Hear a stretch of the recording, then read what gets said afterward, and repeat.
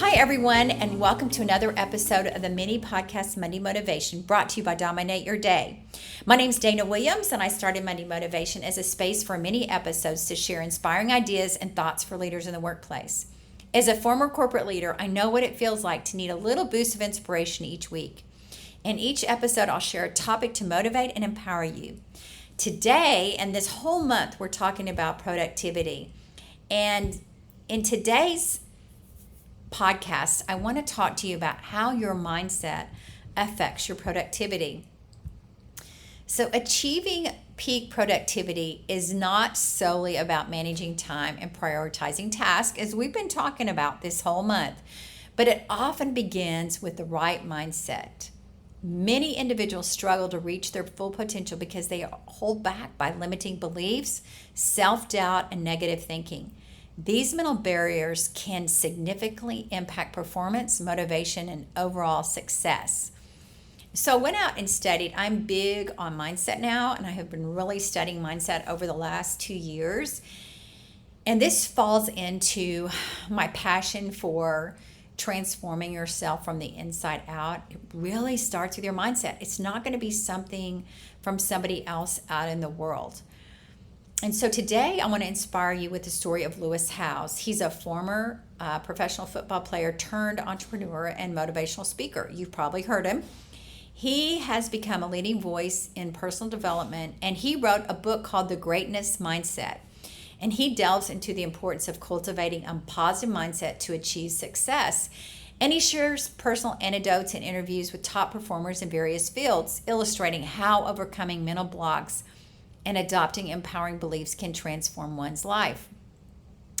Howes emphasizes actionable strategies such as setting clear goals, embracing vulnerability, and practicing gratitude to help readers unlock their potential and lead fulfilling, productive lives. In The Greatness Mindset, Lewis Howes explores how to shift in mindset can transform an individual's productivity and overall success. So he demonstrates in his book the importance of embracing challenges, learning from failures, and continuously seeking self-improvement. And that it just offers great insight. So this week, what I'd like to do is share with you some key learnings from Howes' book, The Greatness Mindset. And then what I'd like to do is apply, how do we look at applying those to the work that we are doing with CliftonStrengths. And so number one, adopt a growth mindset. Believe that your abilities and intelligence can be developed through dedication and hard work. This view creates a love for learning and resilience, which are essential for great accomplishments. So I recommend that you take Carol Dweck's growth mindset quiz to see where you are. Are you heavily focused on a growth mindset, or are you on a fixed mindset? I use this quiz with all of my clients and coaches, corporate and outside of corporate, as with coaches, and it's amazing where we can see what we need to work on. And then once you see if you're in a fixed mindset, then start journaling each day to become aware of the thought patterns that you're using, and then use your CliftonStrengths to help you pivot from a fixed mindset to a growth mindset.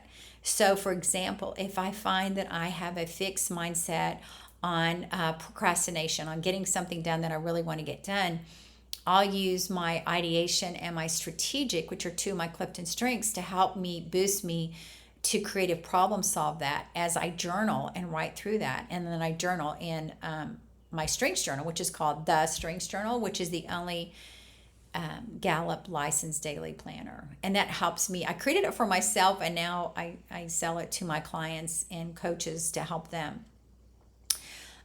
Visualize success. So Howes says regularly practice visualization techniques to create clear and compelling vision for your goals. This helps in staying motivated and focused on what you need to achieve. I didn't really believe this. I've been hearing this for a couple of years. And I was like, yeah, vision board. So I decided to do this last year, and I created a vision board. And I had a trip to Africa on there, a trip to Egypt, a trip to Hawaii. I had me speaking, me writing a book. I had all these things on there, and I put it on Pinterest. It was really easy to do. And as I look back at it, and I look at it now on a regular basis, and when I look back at it, all those things are starting to happen. I did get to go to Egypt. We're going to try to go to Africa next year. We just got back from Hawaii. We're actually working on some projects that are on there, and it's just so fun to see. So it doesn't happen unless we visualize it. So figure out a way to visualize it. I like using a Pinterest board because it's easy when I'm traveling to add things to it or look at it. It's always with me, and it's in my phone, it's in my iPad, it's in my computer. And then set purposeful goals. So establish clear, specific, and meaningful goals that align with your values and your passions. Purpose-driven goals are more motivating and fulfilling. I believe in setting up your goals based on your mission and then using your strengths to help you boost yourself to manage your goals each day. My mission is to help people birth their purpose and live in their strengths daily. So I set goals all around that. And in the Strengths Journal, I actually have to answer every day, what is my key thing that I want to accomplish today and why? And it's usually to help others learn their strengths. So when you're living your why every day and you're setting purposeful goals, you've got more energy. And then when you apply your strengths, it's even more powerful. And then number 4, embrace failure as a learning opportunity. I love this, and I actually put it in the journal because 5 years ago when I created this journal, I actually put in there, what did I learn today, or fear did I conquer?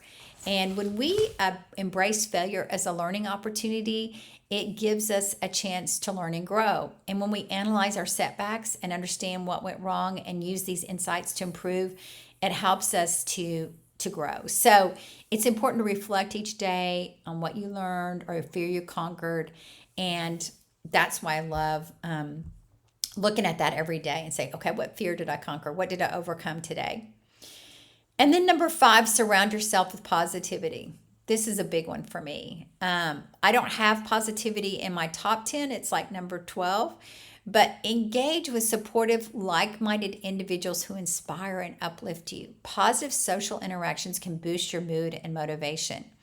Did you know, according to Gallup, you are the sum of the people you hang out with? If you're hanging out with people that aren't doing much in their lives, they're down all the time, they're negative, you're going to be that way.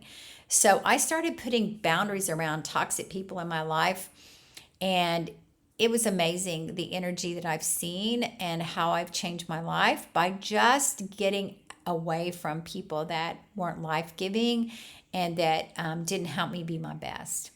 And then number 6, practice gratitude. Make it a habit to recognize and appreciate the good things in your life. Gratitude can enhance overall well-being and foster a positive outlook. It sounds easy, but just taking a few minutes each day to be thankful really boosts your mindset. And implementing these strategies can help you break free from limiting beliefs and unlock your full potential. So I have that also in the journal at the end of each day. You just say, what are you grateful for? What's 1 or 2 things you want to think you're grateful for? It gives you a ton of energy every time and when you're thinking about things you're grateful for, you can't think about negative things. Hello. I love that. Okay, so what's one thing you can do differently based on what you heard here? I want you to share it with me on my social channels, or you can send me an email at hello@danawilliamsco.com. And just quickly before we finish, we'd love you to follow the podcast. Every additional follower we get helps us to raise the profile of the podcast and bring you more episodes. So if you can do one thing for us today, then just please hit the follow button, get updated whenever we put new content live. But if you can do a second thing for us, could you share this podcast with a friend? Thanks for listening and tune in next time.